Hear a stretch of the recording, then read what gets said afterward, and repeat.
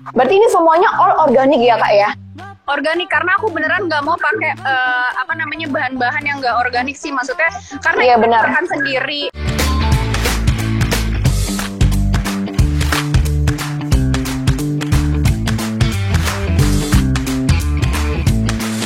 Halo, terima kasih yang udah gabung bareng sama aku dan Gede Magri. Terima kasih banyak buat waktunya yang mau mendengarkan kita berdua ngobrol tentang berkebun, karena ini sesuatu yang baru yang kayaknya Betul. semua orang pengen mencoba, tapi trust me, ini sesuatu yang sangat menyenangkan.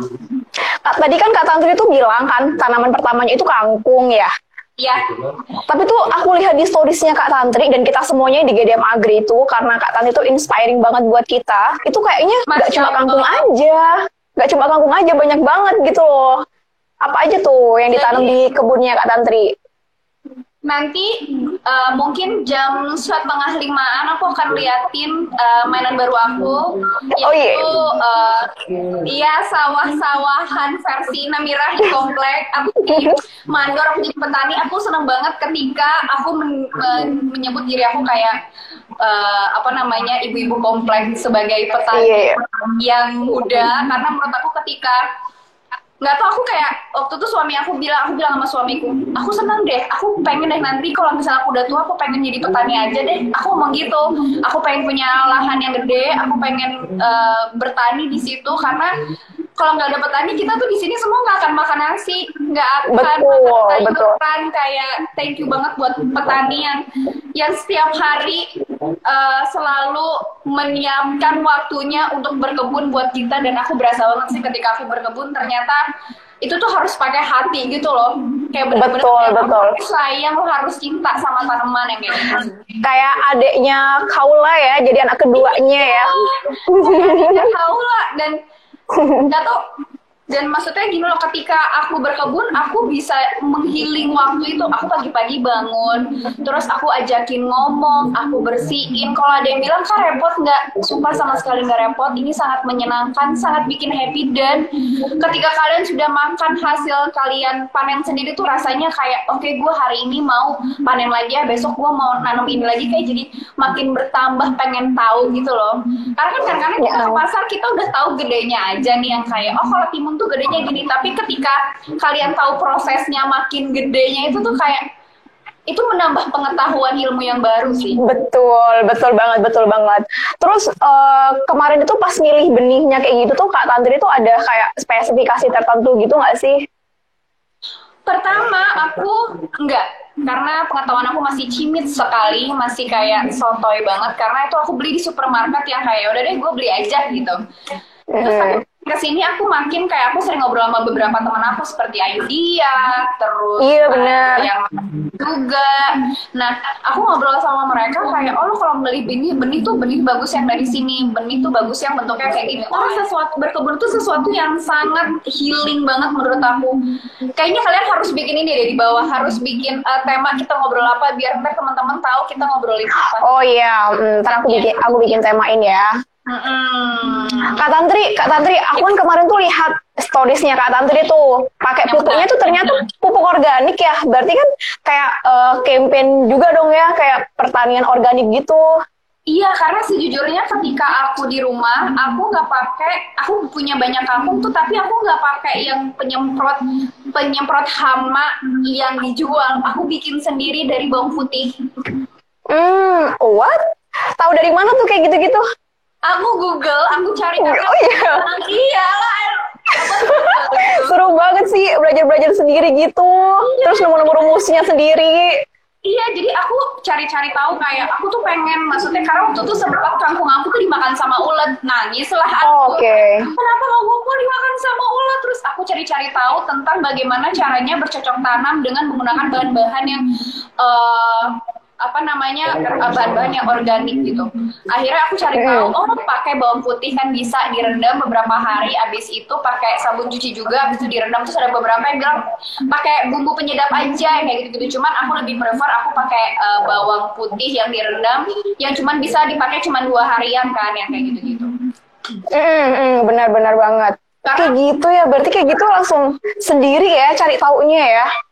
aku cari tahu sendiri, terus aku juga kemarin-kemarin aku cari tahu sendiri pas awal-awal, tapi makin kesini makin kayak akhirnya ada beberapa orang yang DM ke aku yang oh ini kak caranya pakai ini, akhirnya aku juga tanya-tanya sama teman-teman aku di Instagram. Kalau ditanya kak, kakak berkebun itu gimana? Di sendiri atau enggak? Oke, pertama adalah ketika aku mulai berkebun, aku ngomong sama orang-orang di rumah. Kalau aku nggak sempat, aku minta tolong sama orang-orang di rumah, mbakku, suamiku. Terus aku kadang-kadang juga ngajakin Haula. Misalnya kalau aku lagi kayak berkebun di rumah, aku lagi nyiram, aku suka ngajakin Haula buat nyiram bareng. Karena sebenarnya kita rasa cinta sama anak kayak gitu loh, kayak belajar buat menghargai makhluk hidup yang ada di dunia ini, walaupun benar. anak aja, walaupun cuman hewan apapun itu, aku pengen anakku belajar buat menghargai makhluk hidup yang ada gitu loh. Karena beneran loh Kak, inspiring sekali apa yang dilakukan Kak Tantri ini selama masa PSBB gitu. Jadi daripada keluar-keluar gitu kan, mendingan kita di rumah aja tapi ngelakuin sesuatu yang bermanfaat gitu. Apalagi yang bisa, kalau ibu-ibu kan biasanya menghemat ya, pastinya sekarang Kak Tantri udah mulai ngerasain mungkin. Jadi kalau masak tinggal ke kebun aja gitu loh, udah nggak perlu keluar-keluar lagi gitu. Itu dia. Jadi kan kalau misalnya kita panen tuh nggak langsung panen langsung banyak gitu kan. Iya betul. Paling berasa banget ketika aku lagi panen, aku tuh lagi nanam kangkung sama pokcoy. Kalau iya benar. Panennya agak lama tuh ya nggak? Iya benar. Harus tungguin 2 bulan. Pas banget setelah 2 bulan itu lagi bulan puasa kemarin. Jadi selama 2 bulan full aku tidak belanja sayuran di luar. Aku ngambil dari kebun aku sendiri. Jadi kayak aku pakai dari kebun aku sendiri. Oh my god. Aku sendiri, karena menurut aku kayak rasanya gini toh ya, lo ngambil sendiri dari tanaman di rumah, lo ambil, lo potong, lo jus, itu kayak nikmatnya luar biasa. Banget. Ketika kita makan, terus sayuran masih ada tuh kayak ini kan dari kebun gue sendiri, oke gue mau habisin kayak gitu. Iya bener. Luar biasa di situ. Gitu. Bener ngehargain makanan banget jadinya ya nggak sih? Iya, makanya aku kayak terima kasih ya, maksudnya aku udah diajarin dengan adanya pandemi ini, akhirnya aku belajar lebih menghargai hal-hal simple kayak gitu loh. Ada nih yang sudah mulai mau berkebun nih, katanya nunggu benihnya, katanya wah bagus banget emang ya. Deg-degan ya pasti ya, kayak aku juga bener. Kak Tantri pernah nggak nyobain nanam microgreens? Pernah denger nggak microgreens? Oke, aku nggak tahu. Itu boleh jelasin nggak ke aku apa itu? Jadi microgreens itu tanaman yang kayak masih umurnya masih muda dan itu udah bisa dipanen gitu loh Kak. Biasanya kalau di restoran-restoran luar itu tuh udah mulai dibuat garnishing gitu atau salad gitu loh. Cara nanamnya pakai apa microgreens itu? Biasa aja sama kayak Kak Tantri yang biasanya nanam-nanam. Tapi biasanya Kak, proses tanaman itu tuh ada 3 fase Kak. Ya baby, sama itu tadi yang tengah, sama yang dewasa. Nah, microgreen itu yang lama ya, kayak udah 2 bulan, 3 bulan kayak gitu-gitu. Dan microgreen itu yang bisa Kak Tantri panen itu dari umur 7 sampai 14 itu udah bisa dipanen. Berarti kalau kangkung-kangkung itu bisa aku makan dong. Nah, yang biasanya yang bisa dipakai microgreen itu kayak semisal bentar ya, biasanya dipakai garnishing itu loh Kak. Kayak kale gitu. Kak Tantri ada nggak nanam kale gitu nggak? Aku belum nanam kale. Atau brokoli atau mungkin lobak merah. Nah, brokoli itu susah nggak sih nanamnya? Enggak sih, enggak begitu susah, asalkan tetap. Soalnya anak aku mau brokoli, gimana tuh cara nanamnya? Tapi Kak Tantri udah mulai persiapan atau gimana tuh? Aku belum punya bibit ya, malah aku baru nanam timun. Timunnya udah mulai panjang-panjang. Kalau timun tuh salah satu, kalau yang nggak tahu tips buat kalian yang mau mencoba buat menanam, coba tanam timun sama kangkung sama pokcoy, itu salah satu tanaman yang gampang banget tumbuhnya, perawatnya juga lumayan nggak terlalu susah. Atau bayam ada nggak Kak Tantri di kebunnya? Bayam ada, nanti aku liatin ya ke kamu. Aku ada bayam merah, aku ada bayam merah hijau, aku ada bayam, semua bayam kayaknya. Itu tuh pas umur 7 hari, kayak bayam kayak gitu, umur 7 hari, 7 sampai 14 hari tuh bisa tuh dipanen, namanya itu microgreen. Tapi rasanya akan berubah atau enggak tastingnya? Enggak, malah lebih enak, krenyes-krenyes gitu. Dan bisa langsung dimakan gitu loh. Maksudnya nutrisinya tuh lebih tinggi jadinya. Dan sekarang tuh di luar tuh lagi apa ya, tren kayak gitu-gitu. Dibuat garnishing gitu, salad gitu. Ya boleh nih kita ngobrolin masalah ini lebih lanjut karena menurut aku ini sesuatu yang berat banget buat aku, dan maksudnya kayak aku nunggunya kan lama ya, sebulan 2 bulan. Kayak waduh gue pengen banget, gak sabar nih pengen gue makan gitu loh. Cuman ternyata itu pun bisa ya, maksudnya dipanen. Bisa Kak. Jadi tuh jadi nggak ada tips-tipsan. Jadi setiap fase tanaman itu selalu ada 3 Kak. Fase kecambah, terus ada fase microgreens itu sendiri, sama fase dewasa. Fase kecambah itu yang 3-7 hari. Pokoknya yang dari mulai Kak Tantri nanam sampai usia semingguan. Microgreennya dari seminggu sampai 2 minggu. Dan dewasanya 2 minggu sampai panen. Yang biasanya Kak Tantri tanam itu, panen itu yang pas usia dewasa kan. Gitu. Iya. Sebenarnya pas 2 minggu tuh udah bisa tuh dipanen, nggak apa-apa, malah lebih tinggi nutrisinya. Kasian, kayak kamu suka kasih banget sih gitu. Orang aku aja kadang-kadang mau motong aja tuh aku minta maaf dulu, maaf ya. Oh my god, serius? Iya, karena aku sayang. Ya ampun, Bunay. Benar banget.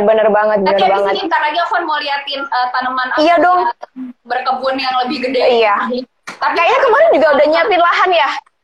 Iya, jadi ada satu kok di rumah aku tuh ada satu lahan, emang itu buat dijual. Tapi karena belum kejual, terus aku berinisiasi sama suamiku kayak, ayo dong ini boleh nggak ya aku beresin, kita bikin sebagai sawah-sawahan komplek gitu kan. Iya, benar-benar. Suamiku, boleh. Akhirnya iya, mendukung banget. Iya, akhirnya dia senang karena dia juga berasa gitu selama 2 bulan gue nggak belajar sayur. Iya, benar. Ngambil dari itu kan maksudnya lumayan juga uangnya hemat gitu kan. Kita juga tersalurkan gitu energinya buat hal-hal. Betul.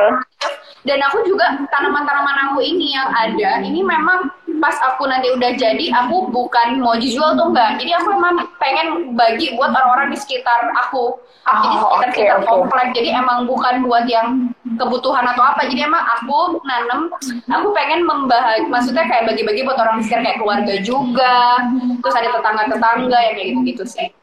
Iya benar. Atau mungkin juga kalau teman-teman sekalian untuk konsumsi, selain untuk konsumsi sendiri ya, di masa PSBB ini kan mungkin putar otak untuk cari penghasilan tambahan. Nah itu tuh sebenarnya bisa banget orang-orang itu beralih kembali ke ladang gitu loh ya, gitu. Manfaatin apa yang bisa. Itu keren kok menurut aku, karena aku udah persiapan beli topinya, aku udah mau beli bootsnya, gue akan I'm ready tuh menjadi bercocok tanam, karena salah satu mimpi aku adalah gue pengen punya sawah.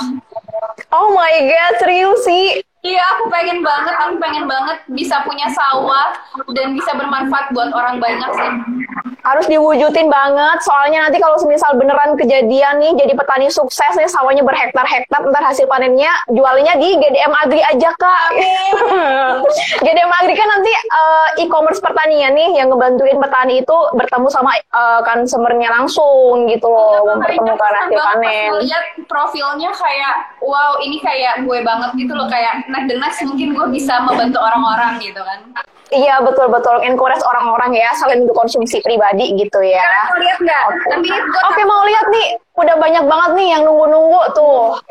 Ya ampun, ini beneran kayak lagi di sawah mana gitu loh ya, niat banget loh Kak Tantri. Kayak gini-gini yang bikin bedengan kayak gini siapa nih Kak? Aku minta tolong sama ada tukang, karena ini tadinya tanah yang benar-benar semrawut banget. Nah ini tuh pokcoy aku yang aku tanam di atas, aku pindah-pindahin ke sini. Nah ini yang kamu bilang nih, bayam merah. Oh iya, benar. Ini bayam hijau. Di situ ada cabai sama ada terong. Terong ya? Iya, aku lagi nanam terong. Ini cabai nih.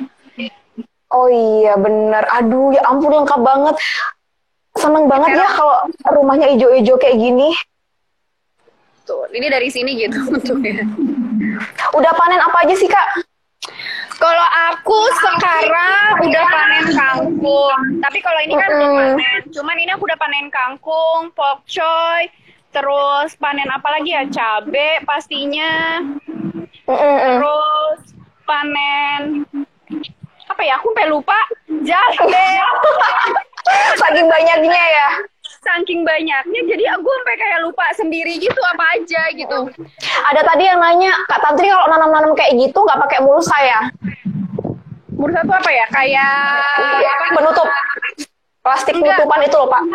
Enggak, karena aku nggak tahu sih, cuman itu kan setiap orang kepercayaannya beda-beda. Kalau aku sih nggak pakai ya, karena pertama aku juga emang mengurangi plastik, dan aku kadang-kadang juga di rumah itu pakai barang-barang emang yang bekas aja. Jadi aku emang sangat mengkurasi sekarang sampah-sampah yang ada di rumah. Oke. Berarti harus sering-sering banget nengokin ya, mana tahu ada gulma segala macam gitu ya. Iya, nih, aku mau liatin kangkung aku. Ini kangkung aku ditanam baru seminggu yang lalu, udah gede banget nih. Wih, bener. Berarti ini semuanya all organik ya Kak ya?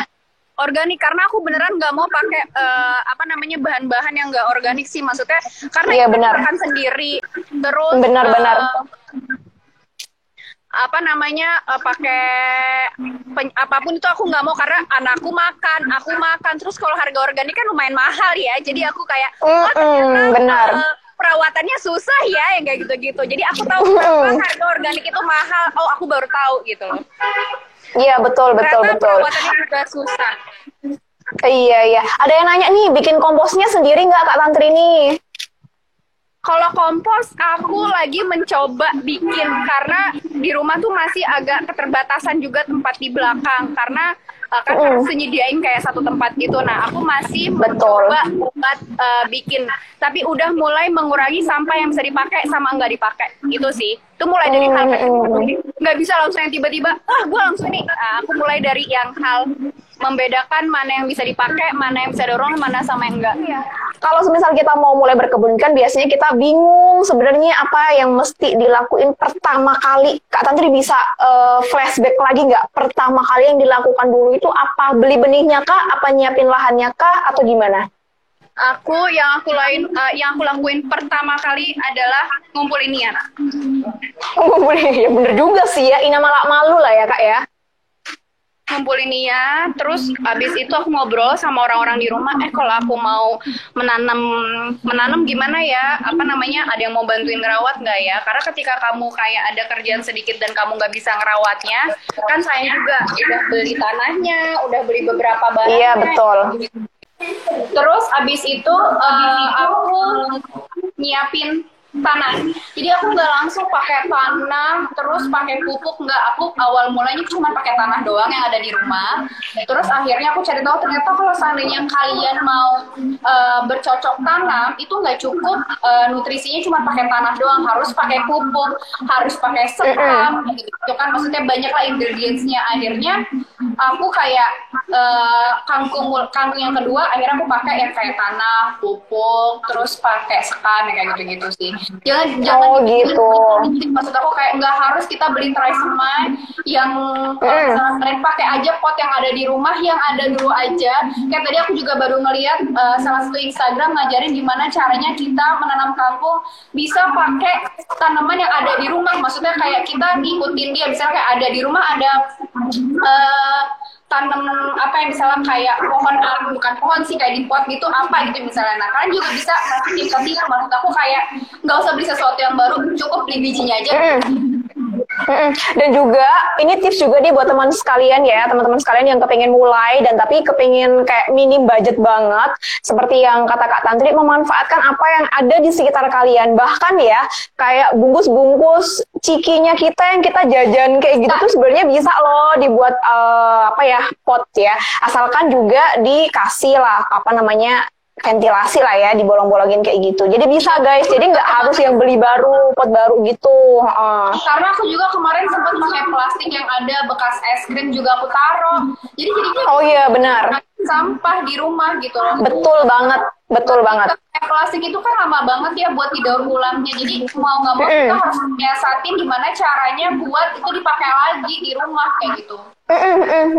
Bener banget. Ada nggak sih Kak tips dan trik kayak gitu buat teman-teman sekalian yang kayak mau mulai berkebun gitu, yang bener-bener nol banget, nggak punya basic apa-apa, mungkin sama kayak Kak Tantri lah basicnya mungkin ya, ada nggak tips and trik gitu? Pertama, beli benihnya dulu. Benar. Menurut aku yang paling gampang beli kangkung aja dulu. Terus Oh iya kalau benar. nggak ada pot, ya udah kalian pakai gelas plastik juga nggak apa-apa. Jangan lupa tolong bawahnya pakai yang ada dulu. Terus kalau mau pakai tanah di rumah juga bisa. Tapi memang harus dicampur dengan pupuk. Kalau mau pakai pupuk ya cari pupuk. Aku pakai pupuknya organik sih, emang cari yang organik. Tapi kalau misalnya mau pupuk biasa juga it's okay, nggak apa-apa banget. Aku bilang maksudnya kayak yang ada yang nemu aja dulu. Ya udah, kalau mau beli sekam nanti dulu pakai pupuk sama tanah dulu aja. Itu menurut aku itu the best gitu. Dan jangan lupa mungkin ya waktu penyiramannya. Iya, waktu penyiramannya pagi sebelum jam 9, sama kalau aku biasanya sore sesudah jam 4. Jam 4 tuh aku udah mulai nyiram lagi. Karena kalau Kak Tantri biasanya kalau nyiram gimana? Dikocor aja apa diapain biasanya kalau cara penyiramannya Kak Tantri? Aku tuh punya yang buat siram tanaman itu. Jadi kalau misalnya masih yang masih yang agak mulus banget, itu aku langsung masukin, aku siram ke tanahnya, nggak ke atas. Karena kan kalau misalnya kita cuma siram gitu aja, dia suka nempel-nempel sama tiba-tiba suka jatuh ke tanah terus jadinya layu rusak. Jadi aku langsung masukin ke tanahnya itu. Tapi kalau misalnya dan ini juga ada tips juga. Ada tips juga nih buat teman-teman sekalian tuh kalau misal teknik penyiraman yang benar ya, karena sebenarnya stomatanya tanaman itu kan ada di bawah daun kan sebenarnya, mulutnya. Jadi pas kita kasih makan kayak gitu, ada baiknya juga cara penyiramannya diarahkan ke bawah daunnya juga gitu. Dan juga tanah sih itu yang paling efek banget, soalnya kan bener banget, soalnya kan mau gimana-gimana juga makanannya kan dari tanah juga kan, dapurnya kan di tanah gitu. Nih ada yang bilang, Kak, kenapa kangkung aku warnanya kuning? Kira-kira kalau menurut Mbak kenapa? Kalau aku sih ngerasa mungkin pertama adalah medianya sih.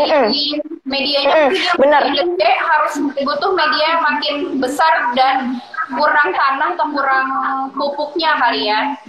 Gitu. Iya betul, dan kadang juga ada hal-hal teknis juga seperti kekurangan cahaya matahari kayak gitu tuh juga termasuk mempengaruhi juga gitu loh. Jadi hal-hal yang sebenarnya kelihatannya sepele tapi kalau nggak dilakuin itu ngefek juga gitu loh ke tanaman kita, macam kayak nyediain cahaya matahari yang cukup aja gitu tuh ngefek banget gitu. Dan juga memang asupan nutrisi kali ya, pupuknya, penyiramannya segala macam itu harus diperhatikan juga. Dan emang sih Kak, pemilihan benih itu emang ngefek banget gitu loh. Kemarin aku lihat di stories Kak Ayu dia, tau gak sih yang kayak dia kayak agak salah pilih benih di apa gitu. Nah ternyata milih benih itu juga ngefek banget gitu loh dari sejak awal.